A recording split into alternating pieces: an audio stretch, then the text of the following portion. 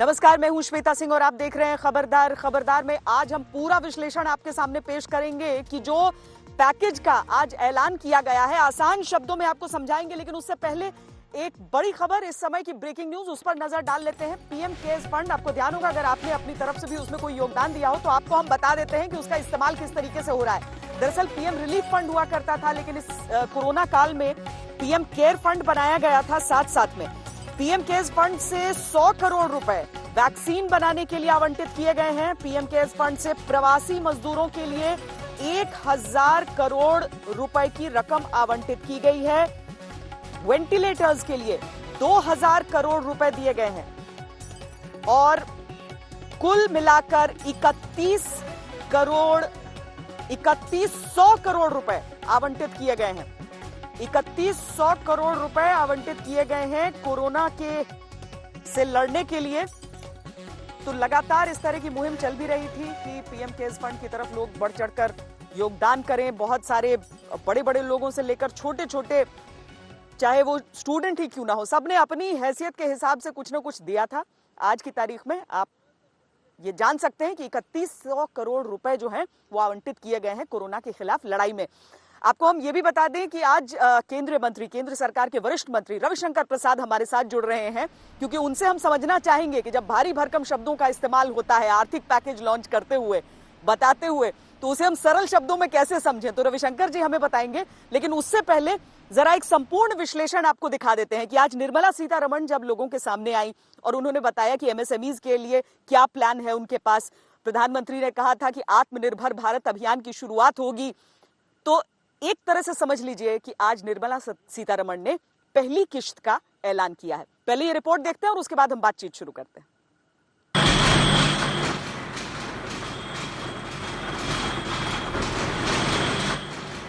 आत्मनिर्भर भारत बनाने में नरेंद्र मोदी प्लान की पहली किस्त सामने आई तो पहला ऐलान एमएसएमई सेक्टर के लिए हुआ। एमएसएमई सेक्टर को बूस्टर डोज मिले हैं। एमएसएमई सेक्टर का मतलब वो उद्योग धंधे जो छोटे और मध्यम स्तर के हैं, यानी जो बड़े उद्योग धंधे नहीं। ये वो सेक्टर है जिस पर कोरोना संकट का सबसे बड़ा असर पड़ा है। ऐसे में वित्त मंत्री निर्मला सीतारमण की प्रेस कॉन्फ्रेंस में एमएसएमई सेक्टर के लिए 6 पॉइंट्स वाली राहत दी गई। I said there are 6 major steps for the MSMEs. The first one, there is a collateral-free automatic loan for MSMEs which is being provided. This will give facility up to 3 lakh crores. 25 crore outstanding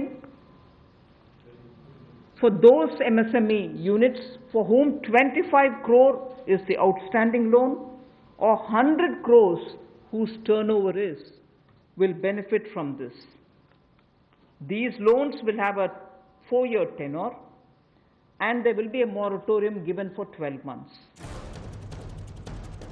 इसके साथ ही संकट में फंसे करीब 2 lakh MSMEs को 20,000 करोड़ रुपयों के fund से मदद मिलेगी। साथ ही एमएसएमई सेक्टर के लिए 50,000 करोड़ के फंड ऑफ फंड्स का ऐलान किया गया है। फंड्स ऑफ फंड्स का प्रावधान किया गया है और इस फंड्स ऑफ फंड्स के माध्यम से 50,000 करोड़ की इक्विटी इन्फ्यूजन होगी, ये हम करने जा रहे हैं।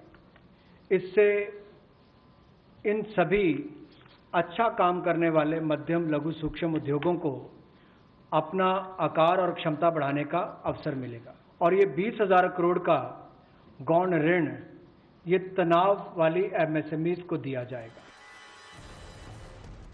सरकार के ऐलान के तहत अब एमएसएमई की परिभाषा भी बदल गई है, जिससे अब और ज्यादा उद्योग धंधे इस सेक्टर में आ जाएंगे और उन्हें सरकार के ऐलानों का फायदा होगा। जो नए लोन दिए जा रहे हैं, जैसे वित्त मंत्री ने कहा कि पिछले डेढ़ महीने में शायद 4 से 6 लाख करोड़ तक के नए ऋण दिए जा चुके हैं, जिनको की उद्योग अभी अवेल नहीं कर रहे हैं, क्योंकि वो इस बात का इंतजार कर रहे हैं कि लॉकडाउन खत्म हो और जैसे अर्थव्यवस्था चले तब उसको लोन के इनके जो ऋण ब्याज के दर होंगे वो वैसे भी कम होंगे। तो इसलिए मुझे लगता है कि एमएसएमईज को इस समय जो ये राहत दी गई है, जो पहुंचाया गया है, उससे मुझे तो लगता है कि बहुत सारे उद्योग इससे फायदा करेंगे। सरकार ने आर्थिक पैकेज में लोकल को वोकल बनाने के प्रधानमंत्री नरेंद्र मोदी के एजेंडे पर जोर दिया है। अब 200 करोड़ तक के प्रोजेक्ट्स पर ग्लोबल टेंडर नहीं निकलेंगे।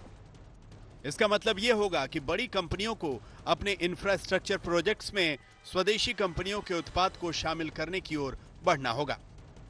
सबसे बड़ा इसमें अनाउंसमेंट है 200 करोड़ रुपए तक का टेंडर जो है वो एमएसएमईज अब ग्लोबल कंपटीशन में नहीं रहेंगे। जो हमारे छोटे छोटे कुटीर उद्योग हैं अब वो टेंडर बड़े बड़े इंडस्ट्री को खुद देंगे और उनके प्रोडक्ट्स कंज्यूम होंगे। उससे हमारे जो लोकल प्रोडक्ट्स हैं वो वोकल होंगे और उनको एक स्टैंड मिलेगा। ये अपने आप में बहुत बड़ा प्रोडक्शन है। राहत पैकेज में आज जो बड़े ऐलान हुए हैं उसके तहत संकट में फंसी बिजली कंपनियों को 90,000 करोड़ रुपयों की मदद मिलेगी। रेलवे, हाईवे, सीपीडब्ल्यूडी समेत सभी केंद्रीय प्रोजेक्ट्स के ठेकेदारों को 6 महीने तक की मोहलत मिलेगी। रेरा के तहत रजिस्टर्ड बिल्डिंग प्रोजेक्ट्स को भी 6 महीने की मोहलत दी गई है। इन ऐलानों के अलावा टैक्स और पीएफ के ऐलानों से कर्मचारियों को फायदा पहुंचाया गया है। 15,000 रुपए महीने से कम तनख्वाह वालों के लिए 3 महीने यानी जून, जुलाई और अगस्त के पीएफ की रकम सरकार देगी। इससे 72 लाख से अधिक कर्मचारियों और 3,67,000 कंपनियों को फायदा होगा। इसके अलावा सभी कर्मचारियों के लिए 3 महीनों तक पीएफ पर कर्मचारी और कंपनी दोनों की हिस्सेदारी 12% से घटाकर 10% की गई है। टैक्स भरने वालों के हाथ में और पैसा देने के लिए 31 मार्च 2021 तक टीडीएस और टीसीएस की दर 25% घटा दी गई है। इस साल की आयकर रिटर्न भरने की आखिरी तारीख 30 नवंबर 2020 कर दी गई है। वो सभी नॉन सैलरीड पेमेंट वालों को, रेजिडेंट्स को और टीसीएस रेट जो है उसमें 25% की कटौती की गई है। फाइनेंशियल ईयर 2020-2021 के लिए और इससे 50,000 करोड़ रुपए का लगभग लाभ आम जनता को मिलने वाला है।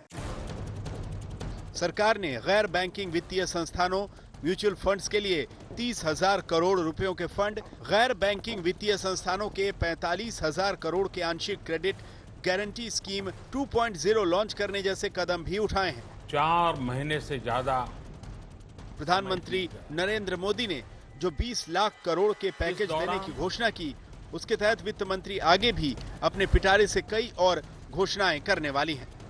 दिल्ली से ऐश्वर्या पालीवाल के साथ आज तक ब्यूरो। रविशंकर प्रसाद हमारे साथ जुड़े हुए हैं। रविशंकर जी, बहुत स्वागत है आपका। दरअसल देखिए, प्रधानमंत्री ने कहा कि लोकल को ग्लोबल ले जाना है, तो हम सब तो ये मास्क लगा रहे हैं। देखिए, एकदम लोकल मास्क है। मुझे लगता है कि जैसे ही दुनिया को मौका लगेगा, वो भारत के ऐसे चटक खिले हुए मास्क जरूर पूरी दुनिया में जाएंगे। लेकिन ये बताइए कि मेक इन इंडिया तो सरकार का प्लान बहुत समय से था। अब मेक इन इंडिया दोबारा रिटर्न कर रहा है आपदा में अवसर को तलाशते हुए, जैसा प्रधानमंत्री ने स्वयं कहा, या फिर जैसा कांग्रेस अपनी तरफ से इल्जाम लगा रही है कि सिर्फ रीपैकेज करने की कोशिश की गई है, कुछ नया नहीं। देखिए, कांग्रेस पार्टी के बोलने पर मुझे कुछ नहीं कहना है। हमें उम्मीद थी कि कोरोना के इस अभिशाप में वो राष्ट्रीय स्वर के साथ चलेंगे। अब वो नहीं चल रहे हैं तो उनकी राजनीति मुबारक। लेकिन आपने जो शुरू में बात दिखाई कि किस तरह से पीएम केयर फंड से पैसा जा रहा है मास्क के लिए, गरीबों के राहत के लिए, और किस तरह छोटे लोग भी, पढ़ने वाले छात्र भी पैसा दे रहे हैं उसमें, तो आपको श्वेता याद होगा कि लाल बहादुर शास्त्री ने कहा था कि उस समय अनाज की कमी थी, एक बार खाना छोड़ दो, और देश ने खाना छोड़ा था। और आज जब कोरोना की लड़ाई है तो देश इतने उत्साह से पीएम केयर में पैसे दे रहा है। देश जागता है, जगाने वाला होना चाहिए। दूसरी बात जो आपने बात की, तो एक बात समझिए, कल के जो पीएम का पूरा पैकेज है उसका संकेत क्या है? भारत को कोई आइसोलेशन में नहीं डालना है आत्मनिर्भरता के माध्यम से। भारत की अच्छी अर्थव्यवस्था, कॉम्पिटिटिव और प्रोफेशनल दुनिया की अर्थव्यवस्था के लिए जरूरी है, क्योंकि भारत आज उभर कर दुनिया की एक बड़ी इकोनॉमी बन रहा है। यह इसकी सोच है। अतः दुनिया की अर्थव्यवस्था को मजबूत करने के लिए भारत की अर्थव्यवस्था अच्छी हो, मजबूत हो, आत्मनिर्भर हो, प्रोफेशनल हो, ये इसकी सोच है। दूसरा एक बहुत महत्वपूर्ण विषय मैं आपसे कहना चाहता हूं। आपने सही कहा, ये कुछ कार्यक्रम पहले भी थे, लेकिन ये जो कोरोना की विपदा आई, ये तो इसे हमने नहीं बुलाया था। क्या आप कभी कल्पना की है कि 4 महीने तक देश में लॉकडाउन रहेगा, ये बीमारी रहेगी? लेकिन हुआ है। इससे लोगों को कठिनाई हुई है, दुकान दौरे बंद हुए हैं, कंपनियां, मैन्युफैक्चरिंग कारखाने बंद हुए हैं। तो अब क्या करना है? कोरोना के साथ लड़ते हुए सोशल डिस्टेंसिंग हो। और श्वेता क्षमा करिए, मैं घर से बात कर रहा हूं इसलिए मास्क नहीं पहना हूं। मैं भी आप ही की तरह हिंदुस्तान के ही बने मास्क पहनता हूं। तो मेरा कहना क्या है कि आज उन्होंने एक बड़ी तस्वीर प्रस्तुत की कि देश को जगाना है, कोरोना से लड़ना भी है और भारत को आत्मनिर्भर बनाना है, और ये दोनों संकल्प साथ साथ चलेंगे। उसी की पहली कड़ी में अब जरा मुझे आपने विस्तार से अपनी रिपोर्ट में बताया है, मुझे सिर्फ आप 2 चीज बताएं दीजिए। ये लघु मध्यम सूक्ष्म जो उद्योग हैं, एमएसएमई, आज की घोषणा से 45 लाख एस्टेब्लिशमेंट को फायदा होगा। और इसमें चिंता क्या की गई है? कारखाने की, उनके लोन की, उनके लोन गवर्नमेंट ऑफ इंडिया की गारंटी की, एम्प्लॉयड प्रोविडेंट फंड की, बाकी कंस्ट्रक्शन क्षेत्र की चिंता की गई है कि 6 महीने के लिए तंग नहीं किया जाए।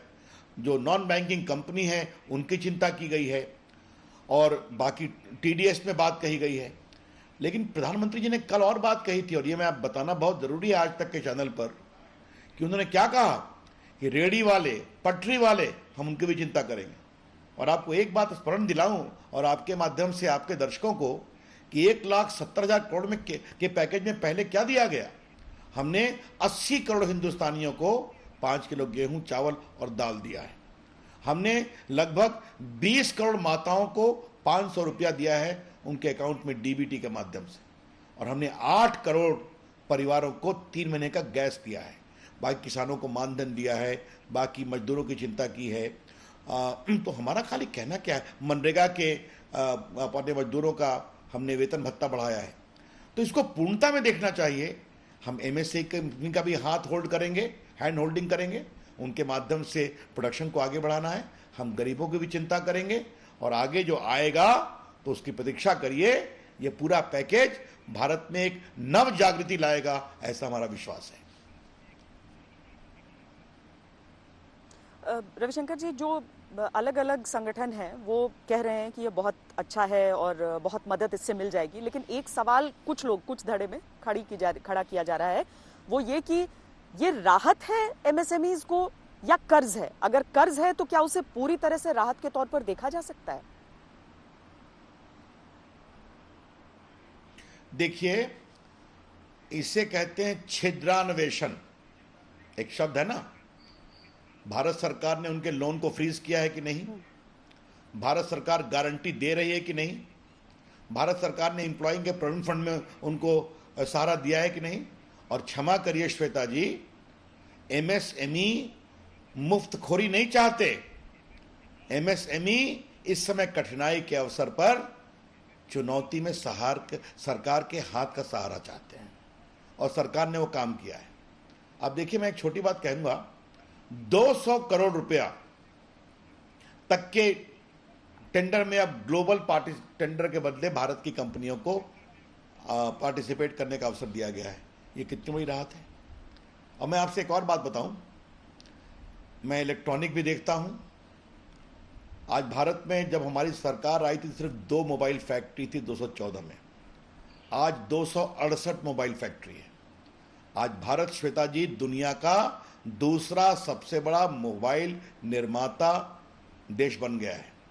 हमारा एम्बिशन क्या है? इसको नंबर 1 बनाना।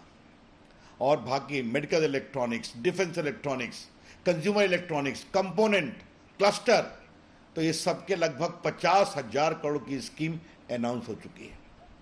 और आज आपके चैनल पर बड़ी विनम्रता से एक बात कहूंगा, मेक इन इंडिया के अंतर्गत भारत को हम इलेक्ट्रॉनिक प्रोडक्ट का एक बहुत बड़ा एक्सपोर्ट हब भी बनाने जा रहे हैं। बड़ी बड़ी कंपनियां भी आएंगी, और बहुत जगह प्रोडक्शन शुरू भी हो गया इस पूरे लॉकडाउन के बाद। तो हम ये, और मैं क्षमा करिए, मैं आपसे 1 मिनट और समय लूंगा। भारत में वीडियो कॉन्फ्रेंसिंग की फैसिलिटी आनी चाहिए। इसमें हमने एक हैकाथॉन कराया, 2000 कंपनी आ चुकी हैं, उनको हम उनकी समीक्षा करने जा रहे हैं।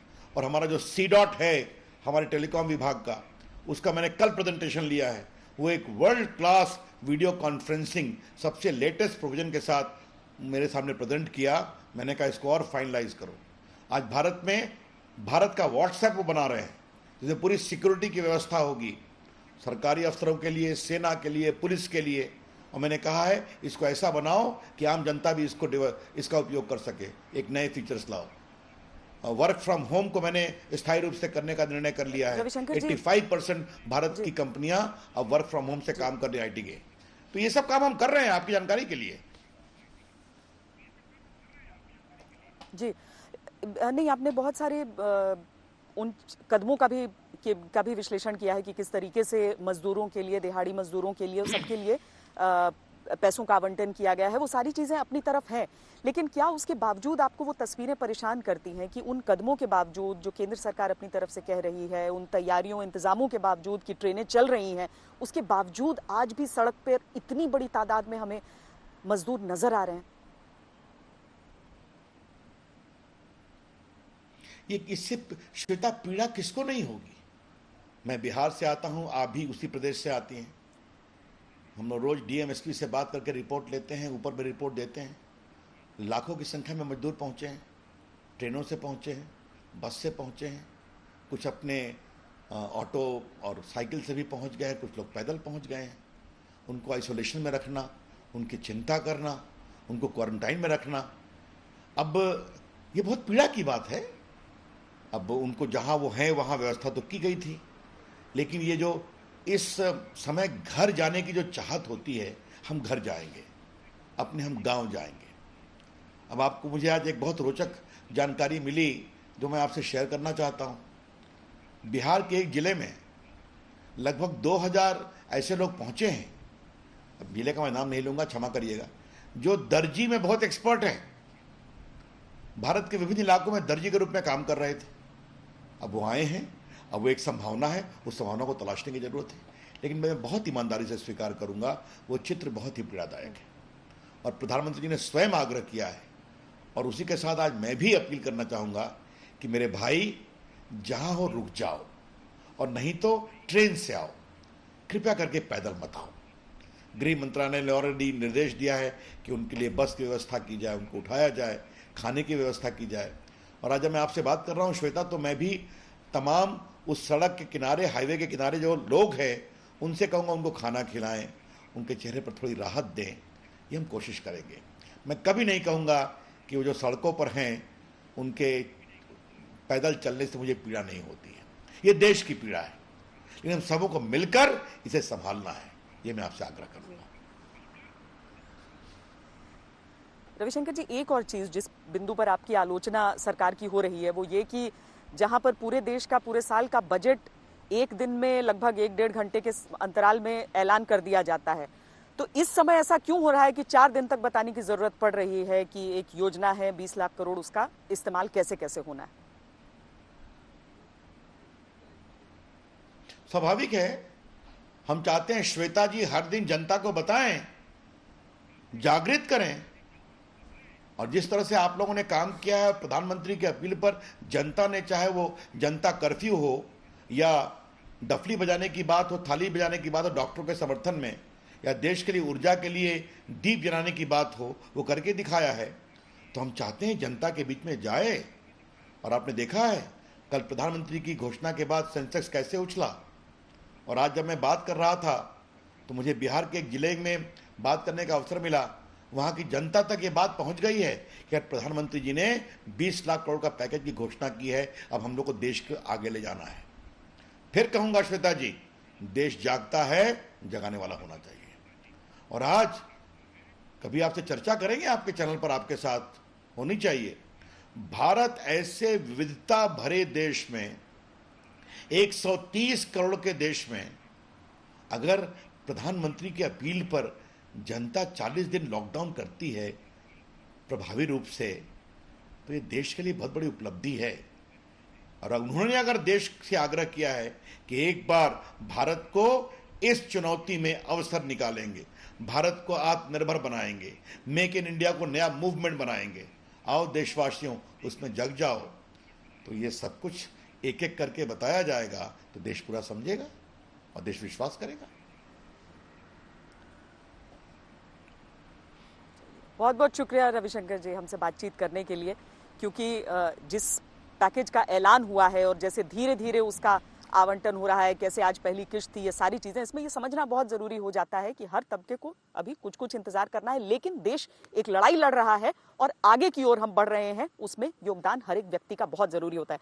रविशंकर प्रसाद केंद्रीय मंत्री हमसे बातचीत कर रहे थे इसी मुद्दे पर, लेकिन एक तरफ है वो सहूलियतें जो सरकार की तरफ से दी गई कि फैक्ट्रियां खुलनी चाहिए, दूसरी तरफ वो पलायन की तस्वीरें आप देखते हैं जहां पर मजदूर अपने घरों की तरफ जाने की कोशिश कर रहे हैं।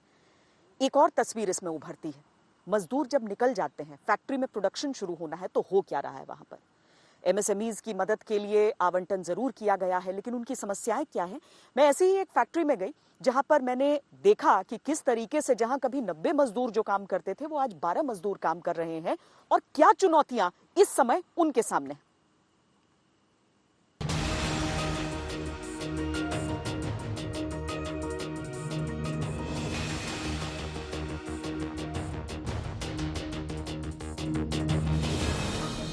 लॉकडाउन में एक तस्वीर है मजदूरों के पलायन की और दूसरी तस्वीर है पलायन से बनी स्थिति की।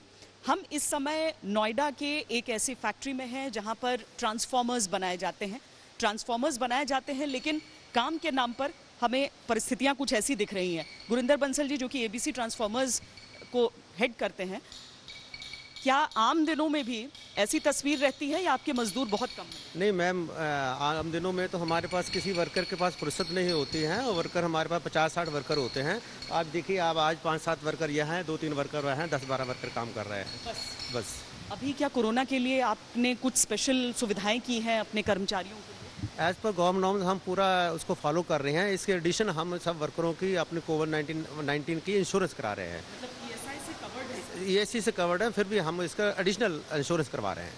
ये जो मजदूर हैं ये आपके लोकल हैं या बाहर से आए हुए हैं? बाहर से आए हुए हैं जी।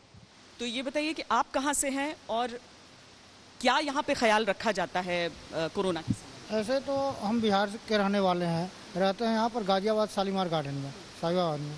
यहाँ पर कारखाना में आते समय सबसे पहले गेट पर हमें एंट्री करने से पहले टेम्परेचर लिया जाता है, उसके बाद गेट पर सैनिटाइज होकर के उसके बाद अंदर आते हैं। कारखाना में काम करने के दरमियान पूरा जो है अपना सोशल डिस्टेंसिंग का ख्याल रखते हैं। कोई आदमी एक दूसरे से पूरा प्रयास रहता है कि 2 गज की दूरी पर ही रहें। यहाँ तो लगातार प्रोडक्शन चल रहा था, यानी किसी को नौकरी से निकाला नहीं गया, सबके पास रोजगार था, लेकिन लोगों ने चुना कि वो वापस जाएंगे। आपके हिसाब से सही फैसला था? गलत? नहीं, घर बिहार जाने का फैसला तो गलत था, जो क्योंकि यहाँ रहने पर हमें मेडिकल सुविधा भी है, जो भी है वो बिहार के अपेक्षा, चाहे जो भी लोग जहाँ गांव पर रहते हैं उसके अपेक्षा तो यहाँ बेहतर है। यहाँ किसी तरह की दिक्कत होगी तो हर समस्या का समाधान है, लेकिन यहाँ से पलायन करने के बाद वहाँ जाने के बाद तो और दिक्कत है, वहाँ जाने के बाद लोग महामारी फैल जाएगा। ये सब सोच करके हम लोगों ने ये तय किया और जो हमारे मिलने जुलने वाले हैं उनको भी कन्विंस किया कि घर जाने से कोई फायदा नहीं है। यहाँ पर आप लोग रुके, आप कहाँ के रहने वाले हैं? बिहार के। बिहार के रहने वाले हैं। इतने लोग पलायन कर रहे थे, आपको लगा कि एक बार आप लोग भी गांव की तरफ निकले या आपको लगा शहर में ठीक है? यही ठीक है। यही ठीक है। हाँ।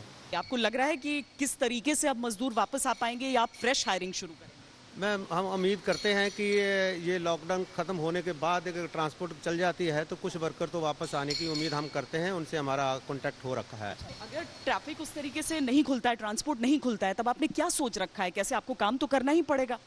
मैम, फिर नई रिक्रूटमेंट देखेंगे, अगर मिल पाई तो, नहीं तो काम तो बंद है। क्या मजदूरों के बिना काम तो चल नहीं पाएगा। आसपास की फैक्ट्रीज का भी यही हाल? सब फैक्ट्रियों का यही हाल है।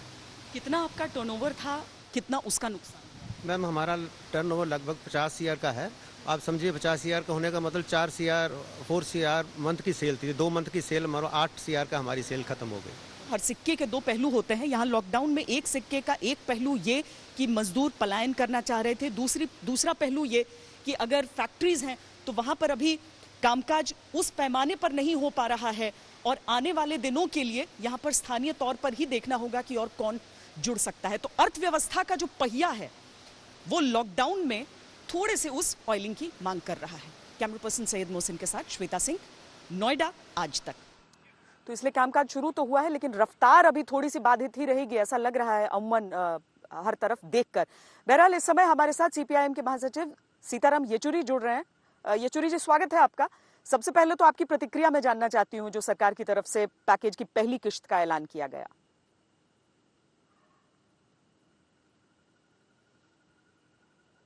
पहली बात तो ये है, इसके अंदर कोई राहत नहीं है। आज हमें राहत चाहिए। हमारे जो मजदूर भाई है, जो पिछले कई महीनों से ज्यादा वो जो है पैदल चल रहे हैं अपने गांवों तक पहुंचने के लिए, हजारों किलोमीटर। कई लोगों ने अपनी जान गंवाई, उनके लिए कोई राहत नहीं इस पैकेज में। आज हमारे देश के अंदर बेरोजगारी, लॉकडाउन शुरू होने से आज तक 14 करोड़ लोगों के नौकरियां गई। 80% लोग जो नौकरी में थे अपने अर्बन सेंटर में, शहरों में, उनकी नौकरियां गए। उनके लिए कोई राहत नहीं।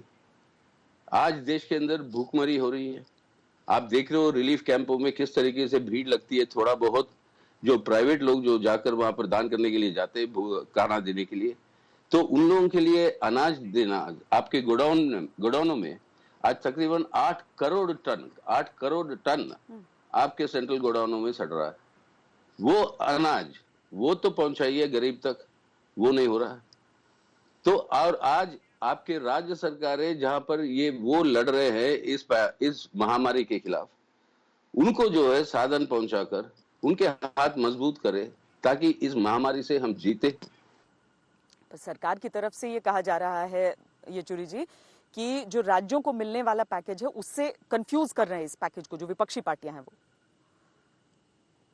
जी नहीं, अब पूरे देश के सामने क्या है सबसे बड़ा हमारा लक्ष्य? हमारा लक्ष्य क्या है आज? हमारा लक्ष्य आज होनी चाहिए इस महामारी से लोगों को बचाना और महामारी को हराना। अब इस लक्ष्य से आप अलग हटके कुछ और बातें करने लोगों को, ये क्या संदर्भ है? पर सरकार की तरफ से ये कहा जा रहा है कि एमएसएमई को पैसे मिलेंगे और लोगों को नौकरी मिलेगी।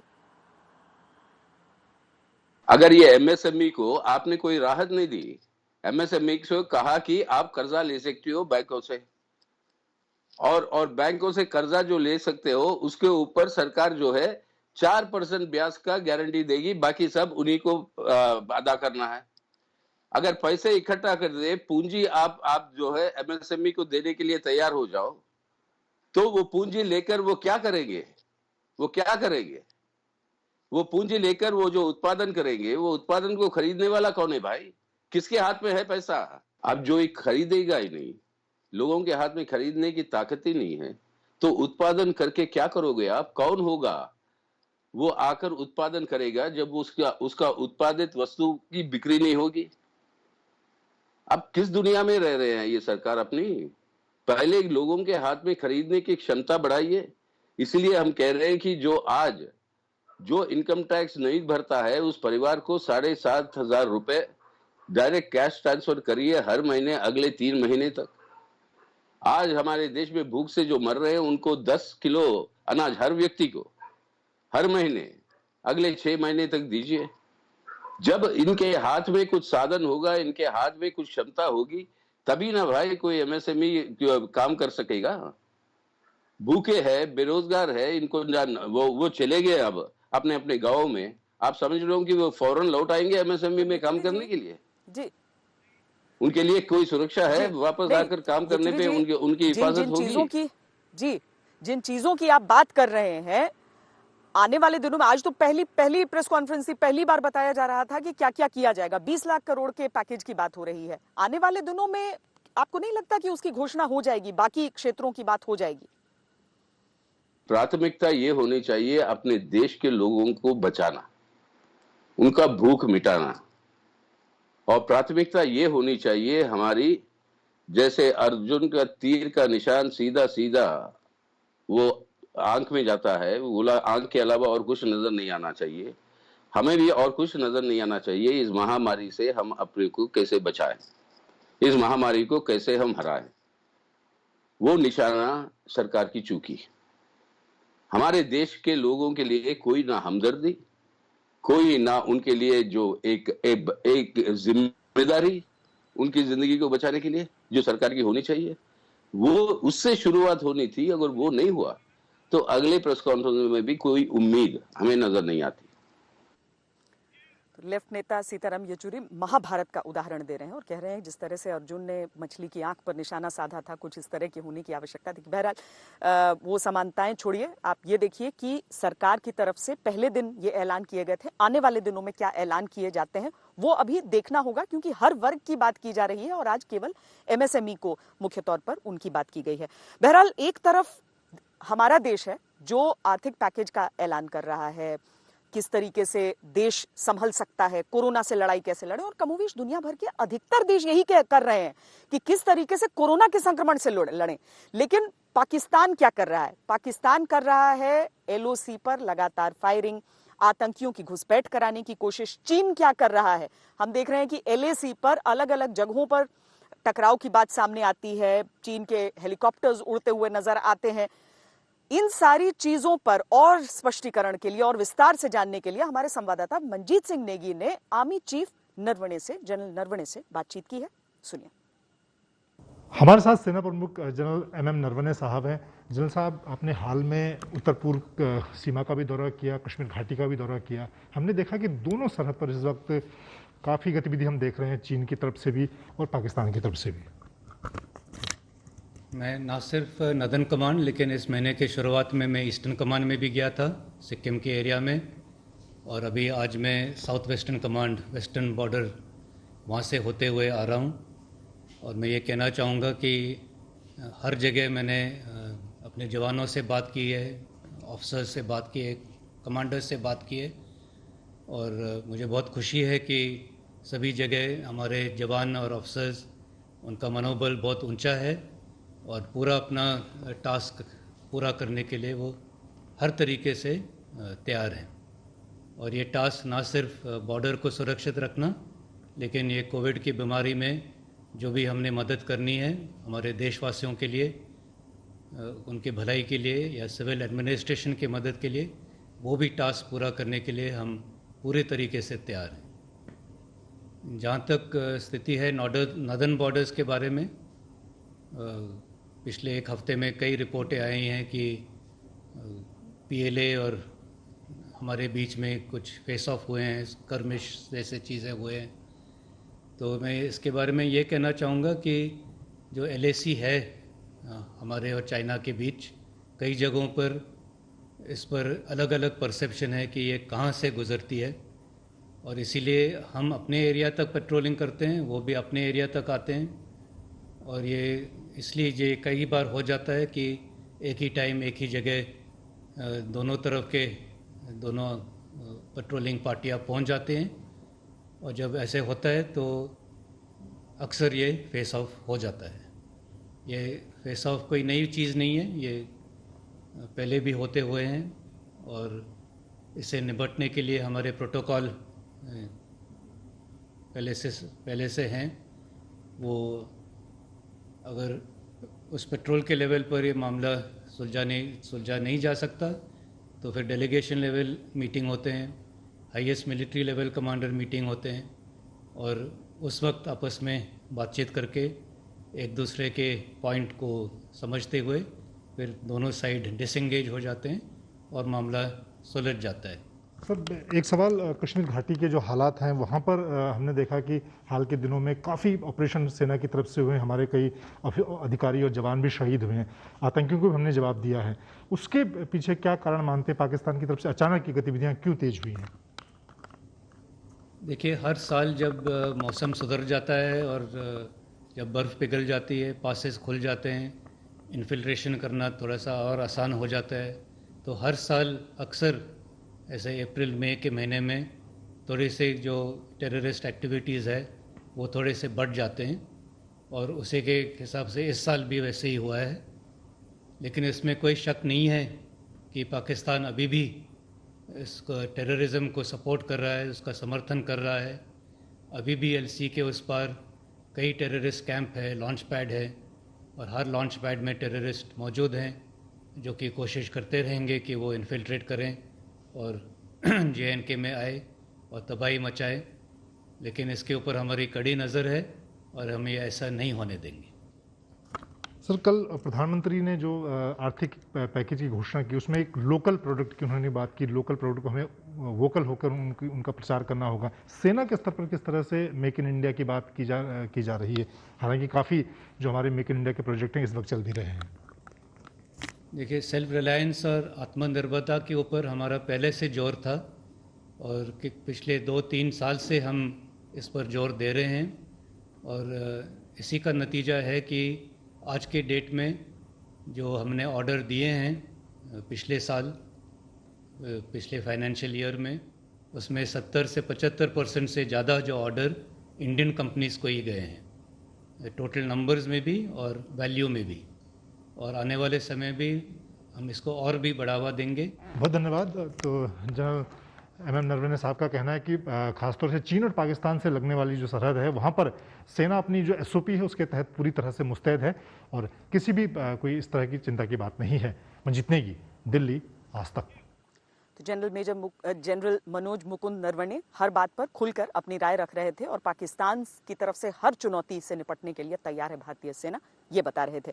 बहरहाल बात स्वदेशी की करते हैं, क्योंकि प्रधानमंत्री नरेंद्र मोदी की तरफ से लोकल के लिए वोकल होने की बात की जा रही थी। यानी कि जो लोकल है वो तभी ग्लोबल बन पाएगा जब उसके लिए सारे लोग वोकल होंगे। तो पहली आवाज कहां से उठी? गृह मंत्री अमित शाह ने यह तय किया कि जो भी CAPF का हिस्सा है, यानी जो केंद्रीय सशस्त्र पुलिस बल का हिस्सा है, उनकी कैंटीन में जो सामान बेचा जाता है वो स्वदेशी होगा। गृह मंत्री अमित शाह ने आज देश को यह बताया कि केंद्रीय सशस्त्र पुलिस बलों की सभी कैंटीन्स में 10 लाख जवानों के लिए 1 जून से सिर्फ स्वदेशी प्रोडक्ट्स बिकेंगे। इससे लगभग 10 लाख CAPF कर्मियों के परिवार वालों के 50 लाख लोग स्वदेशी प्रोडक्ट्स का इस्तेमाल करेंगे। CAPF में CRPF, BSF, CISF, ITBP, SSB, NSG, Assam rifles, ये सारे शामिल होते हैं। हर साल इन कैंटीन से 2800 करोड़ रुपए का सामान खरीदा जाता है। गृह मंत्री अमित शाह ने ट्वीट करके यह बताया कि फैसला प्रधानमंत्री नरेंद्र मोदी की अपील के बाद लिया गया है। उन्होंने लिखा, मैं देश की जनता से भी अपील करता हूं कि आप देश में बने उत्पादों को अधिक से अधिक उपयोग में लाएं और अन्य लोगों को भी इसके प्रति प्रोत्साहित करें। हर भारतीय अगर भारत में बने स्वदेशी उत्पादों का उपयोग करने का संकल्प ले तो 5 वर्षों में देश का लोकतंत्र आत्मनिर्भर बन सकता है। यहां आपको यह भी सुनना चाहिए कि प्रधानमंत्री नरेंद्र मोदी ने स्वदेशी को बढ़ावा देने के लिए कल क्या कहा था।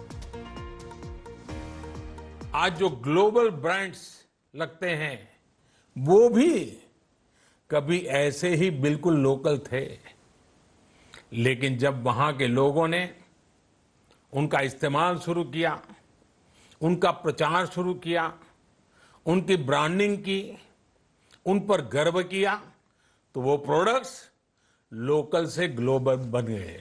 इसलिए आज से हर भारतवासी को अपने लोकल के लिए वोकल बनना है। न सिर्फ लोकल प्रोडक्ट्स खरीदने हैं, बल्कि उनका गर्व से प्रचार भी करना है। प्रधानमंत्री ने यही कहा है कि अगर शुरुआत में समर्थन मिल जाएगा, सपोर्ट मिल जाएगा स्वदेशी उत्पादों को, तो आगे चलकर अच्छा कर सकते हैं, लेकिन गुणवत्ता का ख्याल जरूर रखना पड़ेगा भारतीय कंपनियों को।